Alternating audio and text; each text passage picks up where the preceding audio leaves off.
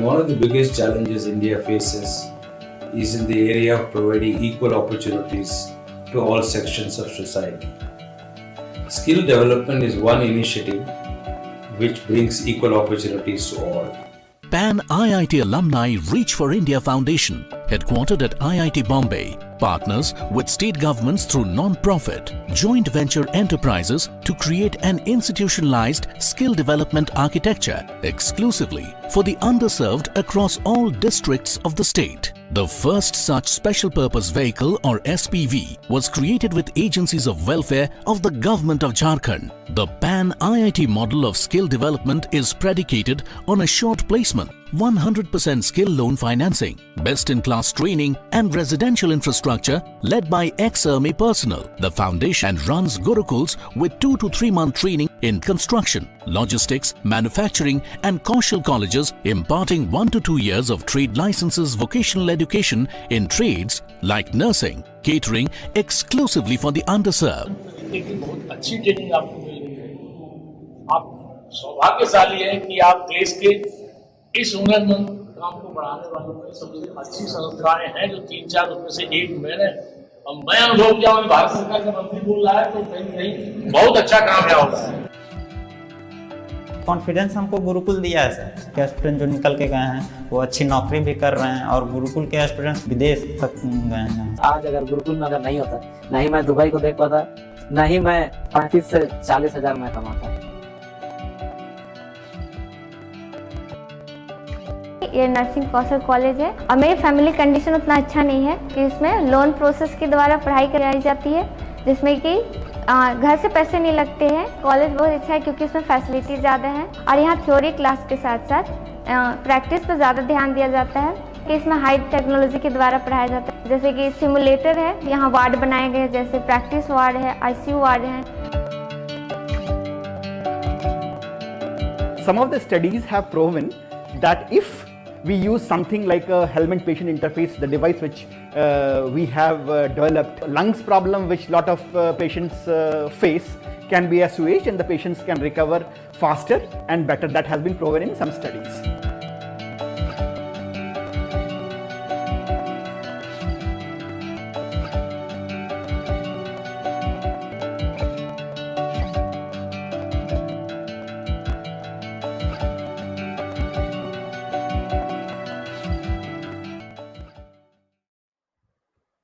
Our next moderator is Rajiv C. Lochan, whole-time director at Sundaram Finance, an alumnus of IIT Madras. He's the former MD and CEO of the Hindu Group's publishing business, a former partner of McKinsey & Company, and a member of the Board of Management of Kriya University.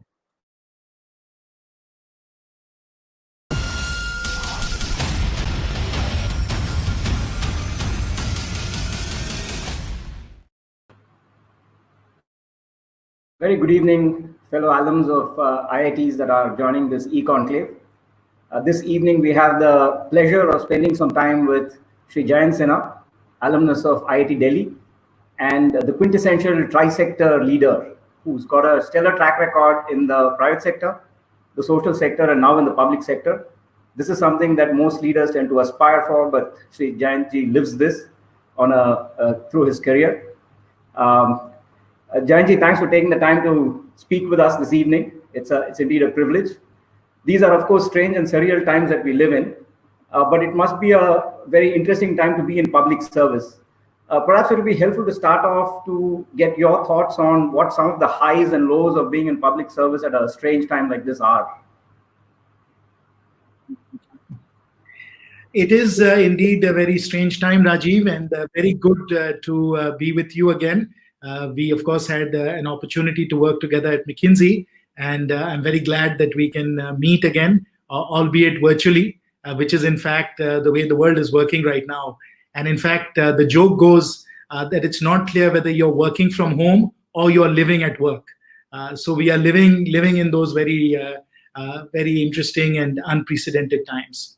Of course, as we reflect on these last few months, I think the high has to be the leadership of the Honorable Prime Minister in really taking charge of this pandemic and managing it such that we are today in a much safer situation than we would have if we had not had that excellent leadership. And you just heard the Honorable Chief Minister of Uttar Pradesh, Maharaj Shri Yogi Adityanath ji, explaining to us with what rigor and in such a detailed and collaborative manner how he was able to manage the pandemic in Uttar Pradesh as well. So I think the quality of the leadership, the decisive and early action to manage the pandemic, I think is definitely got to be a high. Now, of course, as far as the lows are concerned, we've had terrible tragedies through this pandemic in India and around the world.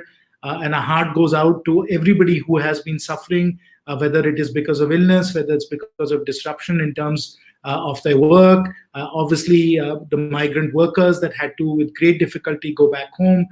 That was a very difficult time. And so those are indeed the lows. But when you step back and you think about it, you realize how resilient and how capable we all are as human beings in terms of taking on something as formidable and as dangerous as this COVID-19 pandemic. Deal with it as best as we can, and at the same time apply the best of science, the best of medical technology, the best of information technology to be able to conduct and manage our lives so much as normal through all of this. And I think the best example of that is to compare this to the Spanish flu of 1918-1919, where at that time in India alone, some 15 million people died, and there was just unprecedented chaos. But you can see that we have advanced so much in terms of our systems, in terms of our leadership, that we can deal with something that is equally dangerous, but with much better results. Administration as well as the frontline workers for seeing us through this tough time. I'm sure we'll come out strongly at the other end of this pandemic. If I can switch gears a little bit, Jayanji, with your permission, to the economy. We are a relatively young democracy, and we also carry the additional burden of having embraced sort of a free markets capitalist system, maybe 4 decades into that journey of democracy. And that brings with it a set of challenges that we have to cope with. But the last 5-6 years have seen a period of serious structural reform in the economy as a whole. Yet the last 15-16 quarters have been somewhat of a lull, sort of a declining trajectory. Some argue this is a manthan that is required for past sins over the last several decades that we may have committed, and therefore necessary excretion of poison that's happening, but the good times will come. What is your read from your vantage point, if you can unpack what you see is going on, and more importantly, how you see this playing out in the years ahead? So Rajiv, I think I'll have to challenge your reading of the economic data. Actually, what happened was that we did have some slowdown, which was natural during the elections of 2019 and so on, which is anticipated and has happened virtually every time we've had a big elections, because investments slow down a little bit, people pull back a little bit on their consumption and so on. But post the NDA 2 sweeping election victory, all the economic indicators started to look much more positive.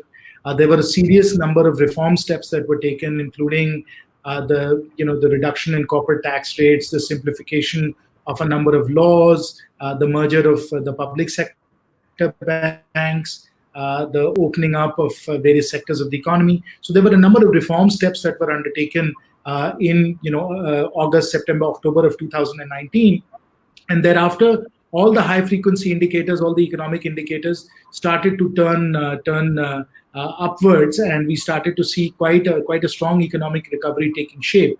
Of course, that was stymied by January, February, March with the coronavirus pandemic coming in. So we were on a very good upward trajectory, and that's what the data was showing then. I spoke in Parliament on several occasions about what had been happening in the economy and the improvement in all the indicators. And we were very hopeful, and you could see it in the FDI data and some of the other data. We were very hopeful that we would once again be back to the 7-8% growth rate that we had enjoyed previously. But then, of course, the pandemic has struck us, and now now we are in this mode of really making sure that we can ensure that everybody is safe, everybody is secure, everybody is protected during these difficult times, and then really prepare ourselves for a V-shaped recovery thereafter. That's good to hear, sir. And I'm glad that many of the efforts just now are not just focused on the immediate relief, but are also a lot of the efforts of the government seem to be focused on reform, and that will surely bode well for the future trajectory of our economy.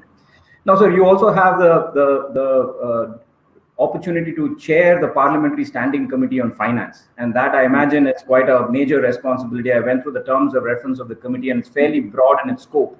But in particular, we'd love to hear your views on the financial sector in particular, and what you see as some of the reforms that are needed. There has been, as you know, a tough environment in that sector, credit pipeline being choked, rate transmission somewhat slow, and the need for reforms to build a sense of trust. It'll be lovely to hear your thoughts given that unique vantage point you have. So Rajiv, of course, when you talk about the financial sector, it's a very vast sector. There are obviously banks in it, there are NBFCs, there are insurance companies, there are asset management companies, there are the capital markets. So it covers a very broad spectrum. We've got a host of regulators as well. Obviously, the NCLT and the whole Insolvency and Bankruptcy Code plays a very important role in the financial sector as well for credit recovery and ensuring that lenders are protected. So it's a very big and complex sector. But the biggest challenge we've had over the last few years has really to make sure that our banks are strong, that our banks are well capitalized, and that there is sufficient credit flow into the economy, particularly into the MSME sector. So if we look at the financial sector as a whole, strengthening banking and strengthening our NBFCs have really been, if you will, the most important priorities. Many of the other aspects, as I said, capital markets, insurance, all of those have been actually progressing well. But banking and NBFCs have been where the government has been undertaking very significant reform measures, which I think are now starting to really pay dividends. And there, I really sort of talk about three very important things that have been done. The first very important thing is that the quality of supervision and regulation of the credit granting institutions has been immeasurably strengthened. Housing finance companies, NBFCs, and now cooperative banks are all coming within the purview of the Reserve Bank of India. And as a result of that, the quality of regulation, the quality of supervision has improved dramatically. So that's one very important thing that we've tackled. We've strengthened RBI, and of course, we've made sure that these financial institutions do a much better job. So that's number one. Number two, I would say, is been strengthening the Insolvency and Bankruptcy Code. Because if you're a lender and you lend it to somebody and the money doesn't come back, obviously that's money that's going away from your depositors. And it means that you have to put more capital and keep on recapitalizing the bank. So we've got to make sure the Insolvency and Bankruptcy Code works well, NCLT works well. We have sufficient capacity to deal with the case law, and that the appropriate case law is created so that we can move this through very quickly.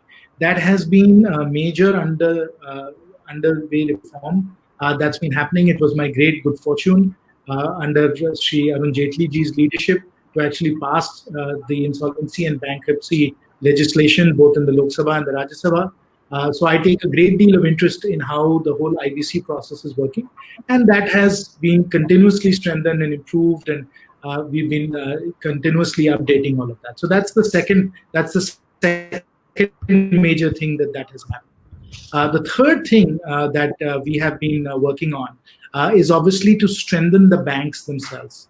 And there, you've seen what we had to do with the cooperative banks. You see what we've had to do with ILFS, and of course with Yes Bank as well. So wherever necessary action was required, we have taken those necessary actions to ensure that those financial institutions, and most importantly, the depositor base, is protected.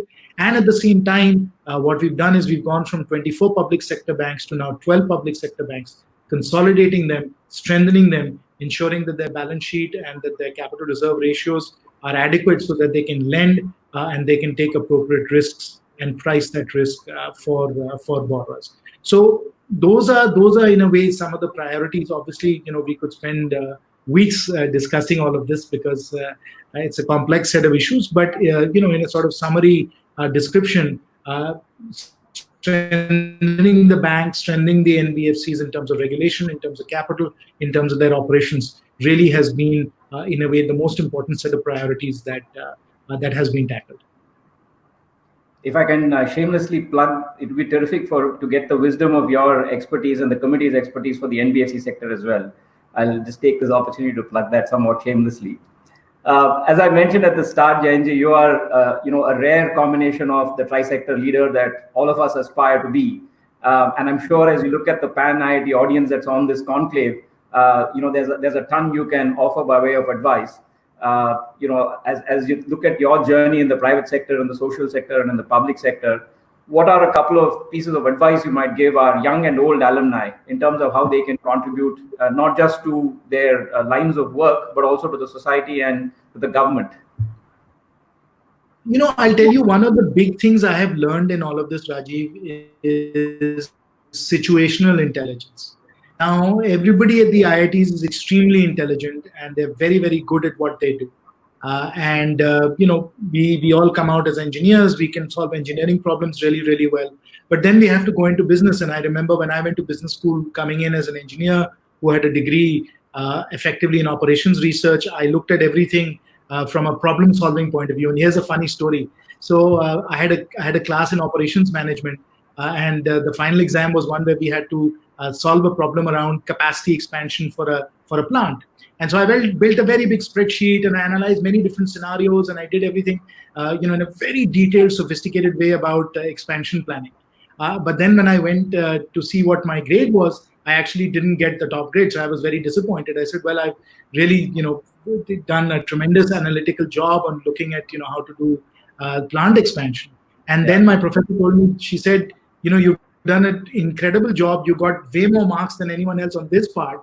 But you could get 10 marks, you got all the 10 marks, right? But when it came to HR issues, you missed all the HR issues and you only got 2 out of 10 there. So you missed HR completely.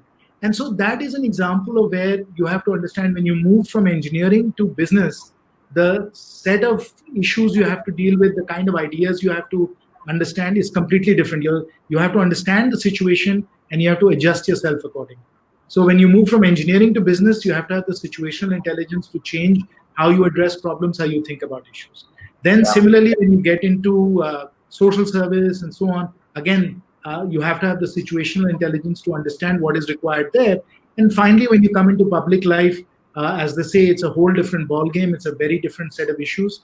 And you have to completely start to operate in a different fashion with a different set of attributes. So situational intelligence, I think, Rajiv, is something that we should all aspire to, and we should really recognize the circumstances we are operating within and what is required of us in those circumstances, and then try and deliver on that basis.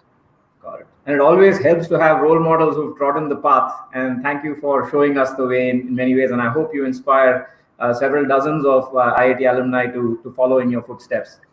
I have, of course, several more questions, and as you said, we could chat for hours. But there is a question from Mr. Sunil Khanna for you. Mr. Khanna? Yeah. Good evening, Mr. Sinha and Rajiv. As Rajiv, mentioned that the Indian economy in the last 15, 16 quarters have not performed the way it was expected. And you tried to, you mentioned the number of steps the government has taken. But still, it is not at the pace what it was expected prior to COVID.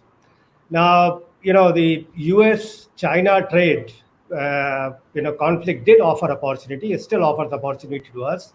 But when it comes to speed of execution, there we lag. While we have gone up the ease of doing business ladder, but still there is a lot to be done to attract the FDI in this sector. So opportunities. The other thing is the demand, creation of demand, to boost the economy. Well, the government came out with 20 lakh crore, but that is more on the capital side. But giving money in the hands of people, especially the salaried middle class, well, the government has not really done much in that direction. Like income tax, the salaried middle class has been facing the burden of income tax. So is there any plan to work on income tax? If not reduce, at least defer the income tax by a year or so so that the money is available in the hands of people and they can create the demand in the market that can help in boosting the economy. Yeah. So, Mr. Khanna, the government obviously is considering all possible steps to ensure that the economy grows rapidly and we create high quality jobs for our young people. So every possible idea, every possible policy initiative is certainly being considered. We have taken, I think, as far as demand is concerned, very, very substantial steps to put money in the pockets of people. I saw a calculation which said that we have 8 crore families, farmer families in India. And by some calculation, in the last 4 months, they have received 12,000 rupees each. Each farmer family has received 12,000 rupees directly into their bank account through, of course, the procurement, agricultural procurement that has happened, the Jan Dhan money that's gone into their bank accounts, as well as some insurance payments for the Fasal Bima Yojana. So demand generation that way has happened. And then in addition to that, of course, through NREGA, we have massively increased the funds available there. And everybody has the right to go and ask for 100 days of work at 202 rupees per day. And that gives them an opportunity to earn as well. And that is another good way to do demand generation. And then finally, let's not forget that the Reserve Bank of India has slashed rates dramatically during this time. And with rates coming down and those rates being transmitted through EMIs and so on, that is also putting cash in people's pockets, particularly for middle class salaried people. They are saving money through these EMI savings. And that, of course, is going to also drive consumption. So along with all the many, many supply side measures, for example, we've completely liberalized agriculture, we've opened up defense production, we are opening up many of the infrastructure areas such as coal mining. So there are many, many steps that have been taken on the supply side to promote investment, to encourage business activity.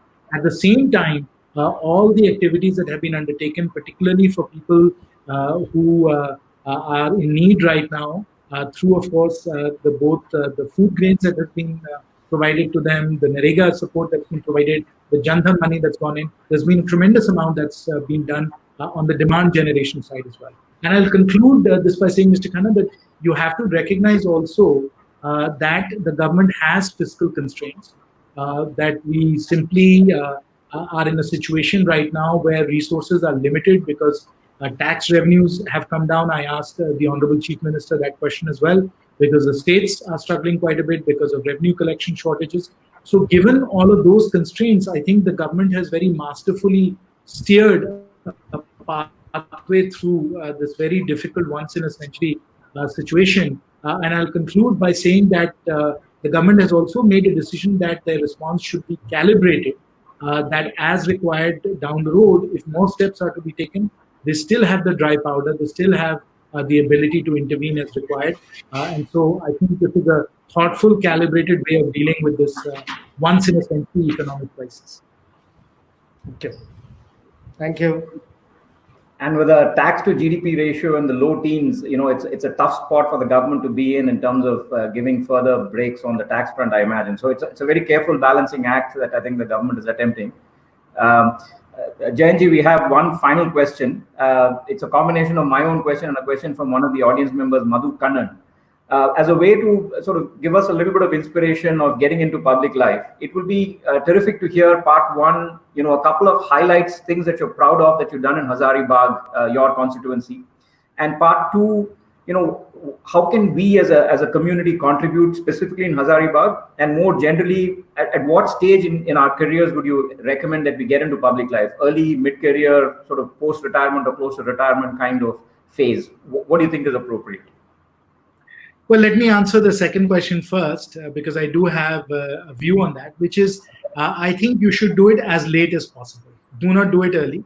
I think we all have very important obligations to our families. And I would not be able to do this if it was not for the support of my wife and my two sons.